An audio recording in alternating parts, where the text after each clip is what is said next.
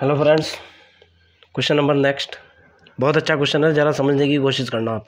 कहना चाह रहा है if the function F Z is analytic, function analytic हो एंड सिंगल वैल्यूड और सिंगल वैल्यूड हो।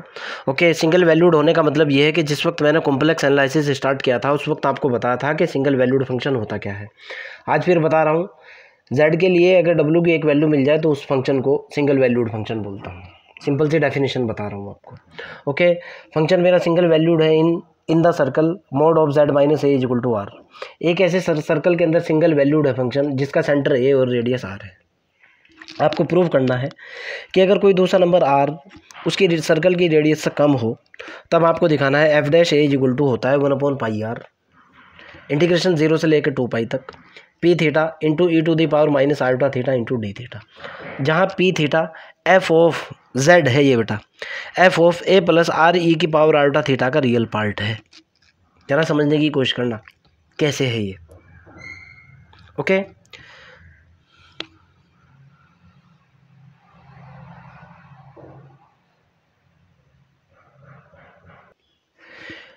क्वेश्चन को हल करने जा रहा हूँ, जरा समझना आप। मेरे को कह रखा है कि एफ जेड इज एनालिटिक, जो मेरे को गिवन है। एफ जेड क्या है? एनालिटिक है। कहाँ है analytic? Z minus A is equal to R के ऊपर। Clear? And 0 less than R less than R. Okay, clear है ना? सो दैट मैंने इस सर्कल के अंदर एक सर्कल लिया, सो दैट ये सिचुएशन इस तरह की है भाई।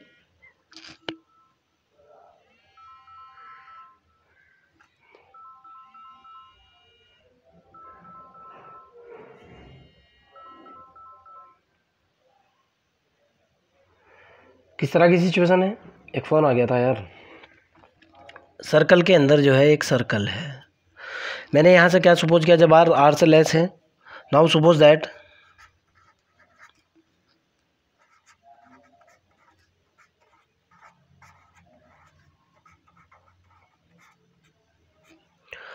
Mode Z minus A is equal to are.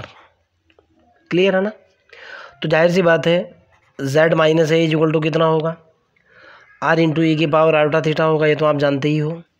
यहाँ से जेड की वैल्यू निकालूंगा, जेड इज इक्वल टू हो जाएगा आर ई की पावर आयोटा थीटा प्लस के ए। इस चीज़ को समझो, चूँकि मेरे पास है function F Z, F of Z. जब मैं यहाँ जेड की वैल्यू पुट करूँगा ये निकल जाएगा एफ ऑफ जेड की वैल्यू कितनी निकल करके आ रही है? ए प्लस आर इंटू ई की पावर आयोटा थीटा, जो क्वेश्चन के अंदर कह रहा है, जिसका रियल पार्ट है। यहाँ सीधा सीधा हिंट दिया हुआ है कि इसके अकॉर्डिंग आपको चलना है। क्लियर है ना? Now by Taylor theorem,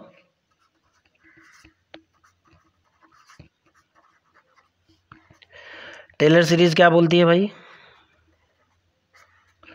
F of Z जो होता है मेरे पास वो ये होता है बेटा, F of Z is equal to होता है समीशन 0 से लेकर इन्फिनिटी तक A N into Z minus A की power N. Okay, Z minus A की वैल्यू मेरे पास पहले से ही है, मैं वैल्यू पुट करूँगा और रिजल्ट निकालने की कोशिश करूँगा। ओके, तो यहाँ से एफ ऑफ जेड की वैल्यू निकल करके आई मेरे पास कितनी भाई? एक मिनट रुको,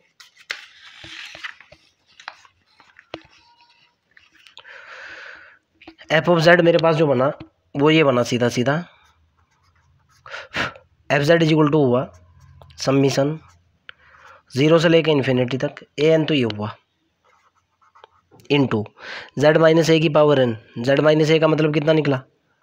आर इंटू ई की पावर आयोटा थीटा की पावर एन। क्यों? Z minus A is equal to R into E की पावर आयोटा थीटा है। क्लियर है ना? आगे की तरफ चलता हूँ यहाँ से। चलो भाई, यहाँ से मेरे पास निकल करके आया एफ ऑफ जेड बना समीशन 0 से infinity A N into R की पावर एन हो जाएगा इंटू ई की power iota N theta, iota N theta. इसमें कोई आपत्ति आपको नहीं होनी चाहिए। क्लियर है ना? अगर एफ ऑफ जेड ये है, सवाल पैदा ये होता है, क्वेश्चन के अंदर रियल पार्ट की बात कर रहा है बेटा, जरा इस चीज़ को समझने की कोशिश करो। क्वेश्चन के अंदर कह रहा है कि पी ऑफ थीटा जो है ना इस फंक्शन का रियल पार्ट है। जरा देखो रियल पार्ट निकलता कैसे है, पहले इसी को बताता हूँ रियल पार्ट के बारे में। z इज इक्वल टू कितना होता है भाई, x प्लस क्या अल्टा y होता है ना। z बार की वैल्यू कितनी होती है, x माइनस क्या अल्टा y होती है ना। जब मैं दोनों को जोड़ूंगा जरा समझने की कोशिश करना, ये वाला पार्ट होता है रियल, ये वाला पार्ट होता है इमेजनरी, इतना तो आप जानते ही हो। जब मैं दोनों को जोड़ने की कोशिश करूँगा z प्लस के z bar is equal to निकल करके आएगा तो ख़त्म हो जाएगा, 2x होगा। ओके, यानी z प्लस के z बार बटे 2 इज इक्वल टू होगा x, यानी x को क्या लिख सकता हूँ, रियल पार्ट ऑफ z, ऐसे ही तो लिखूँगा। इस चीज़ को समझो आप, क्वेश्चन आपका यहाँ से क्लियर होगा। कंक्लूजन क्या निकल रहा है, कंक्लूजन ये निकल रहा है कि अगर जब मेरे को क्वेश्चन के अंदर दे रखा है कि पी ऑफ थीटा फंक्शन का रियल पार्ट है, जब ये रियल पार्ट है तो जाहिर सी बात है इस फंक्शन का कॉम्प्लेक्स कंजुगेट मेरे को चाहिए ही चाहिए। क्यों, कॉम्प्लेक्स कंजुगेट के बेस पे ही रियल पार्ट कैलकुलेट होता है। इसको मैंने लिखा है real part of z, x जो है रियल पार्ट है, y इमेजनरी पार्ट है, और ये x अगर मैं कैलकुलेट करता हूँ रियल पार्ट, ये कॉम्प्लेक्स कंजुगेट z बार के ऊपर डिपेंड करता है। तो जाहिर सी बात है ये जो फंक्शन है इसका अगर मैं रियल पार्ट निकालने की कोशिश करूँगा z बार के ऊपर डिपेंड करेगा। क्लियर है ना, समझ आती है ना भाई। ये मेरा फंक्शन है, अगर मैं इसका बार निकालने की कोशिश करूँगा ओके, वो किसके ऊपर डिपेंड करेगा, इस फंक्शन का अगर रियल पार्ट निकालने की कोशिश करूँगा z बार पर डिपेंड करेगा ना। जैसे यहाँ z पे x डिपेंड कर रहा है, करेगा ना, वही कर रहा हूँ। तो मैं आगे की तरफ चला, यहाँ से z तो मेरे पास ये हो चुका भाई। ओके, सपोज दैट ये मेरी इक्वेशन a है। Now f of z bar देखता हूँ, f of z bar is equal to, सारे पे बार लग जाएगा, समीशन 0 से लेकर इन्फिनिटी, ये हो जाएगा an r की पावर n इंटू ई की power iota theta into n का बार। ध्यान से सुनना, an एक कॉम्प्लेक्स नंबर होता है। पहली बात तो an इंटू बी एन अगर इसका बार है, फार्मूला होता है कि अलग अलग के ऊपर बार लगता है, an bar into B N bar. Clear, अब आगे देखो आप, क्लियर है ना, ये बात तो समझ आ चुकी। अगर कोई मेरे पास a कोई रियल नंबर है तो रियल नंबर का बार उसके खुद के बराबर होता है। क्लियर, आप इस चीज़ को जानते हो, ई की पावर आयोटा थीटा का बार बराबर होता है ई की पावर माइनस आयोटा थीटा, आपको ये भी पता है। आर रियल नंबर है, आर की पावर एन का बार बराबर होगा आर की पावर एन के। क्यों, रियल नंबर है, यहाँ से देखो आप, रियल नंबर है, इमेजनरी पार्ट यहाँ है। क्लियर है ना, समझ आती है ना। ये ए कॉम्प्लेक्स नंबर है, यहाँ पे सेंटर z की फॉर्म में ही है सेंटर भी। ओके, तो यहाँ से निकल कर के आया इन प्रॉपर्टी के बेस पे f of z bar is equal to summation 0 से लेकर इन्फिनिटी तक, ये तो हो जाए ए बगैर बोलने चली जा, ए एन बार तो हुआ ये। क्लियर है ना, ये हुआ आर की पावर एन, रियल नंबर है, इसका कितना हो जाएगा ई की power minus iota N theta. कोई दिक्कत तो नहीं है। Clear, suppose that this is equation second. Now यहाँ से आगे की तरफ चलते हैं भाई। अब हमारे पास फार्मूला होता है एफ डैश ए। सवाल पैदा होता है सर आप इसका यूज़ क्यों कर रहे हो। एफ डैश ए का जो फार्मूला होता है, क्वेश्चन के अंदर एफ डैश ए की बात कह रहा है, ये देखो, इसलिए डायरेक्ट पॉइंट की तरफ जा रहा हूँ मैं। एफ डैश ए की बात कह रहा है। ओके, नाउ एफ डैश ए का फार्मूला कितना होता है, ये होता है 1/2 pi iota curve integration F Z D Z बटे जेड माइनस ए का स्क्वायर। यही होता है ना फार्मूला, प्रूफ भी दिया था ना इसका, तो मैंने प्रूफ कराया था। ओके, आगे की तरफ चलता हूँ। अब मेरे को चाहिए बार फार्मूला, सपोज दैट ये थर्ड इक्वेशन है। अब नाउ जो इम्पोर्टेंट कैलकुलेशन है, नाउ मैं कैलकुलेट करूँगा 1/2 पाई आयोटा, मेरे को चाहिए है bar, F of Z bar calculate करूँगा, F Z bar divided by Z minus A का स्क्वायर इंटू डी जेड। अब मैं इसको कैलकुलेट करूँगा, ये वैल्यू कितने के बराबर होगी। ओके, देखता हूँ यहाँ से कैलकुलेशन आगे की तरफ लेकर के जाता हूँ, देखता हूँ क्या आता है भाई।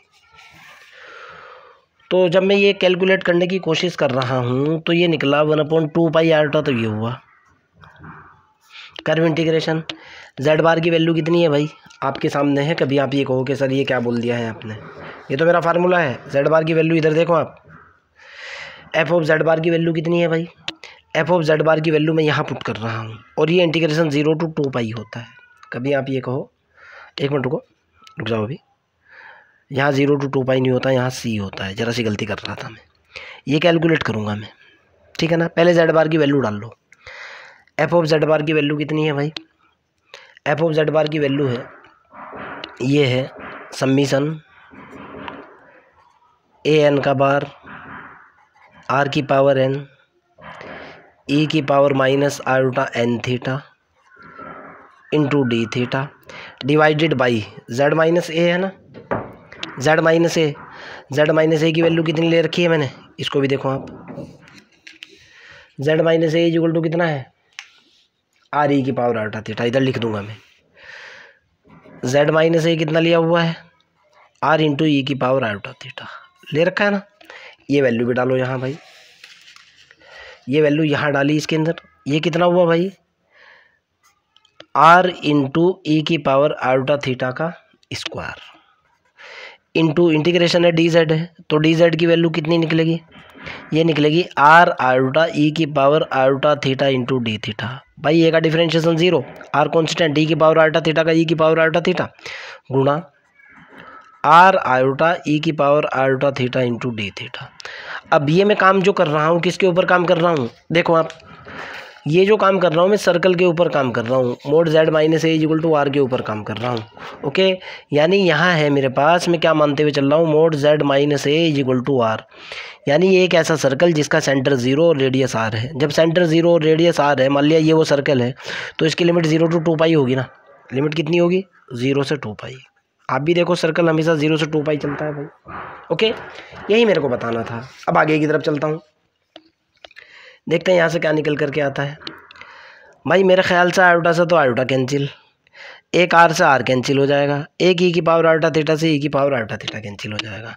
ये निकल करके आएगा भाई, कितना निकलेगा, ये होगा 1/2 तो ये हुआ, क्लियर है ना, 1/2। और अब सम्मिशन की बात करता हूँ। सम्मिशन कितना आ रहा है मेरे पास, सम्मिशन के अंदर आ रहा है ए एन का बार, आर की पावर एन, आर की पावर एक यहाँ छिपी हुई है, n-1 हो जाएगी, एक आर की पावर एन, देखो स्क्वायर है ये हो जाएगा आर की पावर n-1। क्लियर है ना।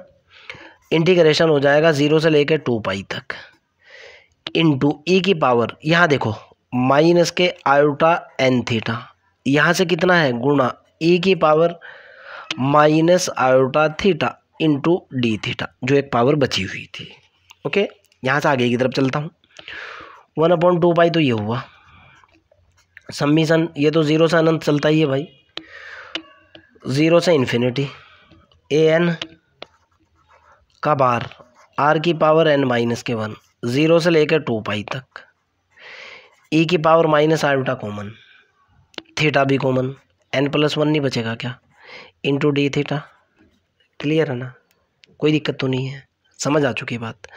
अब ज़रा इसको देखो आप, जब मैं इसको इंटीग्रेट करूँगा, मैं इसको इंटीग्रेट कर रहा हूँ इधर 0 से लेकर 2 तक, ई की power minus iota theta n+1 into D theta.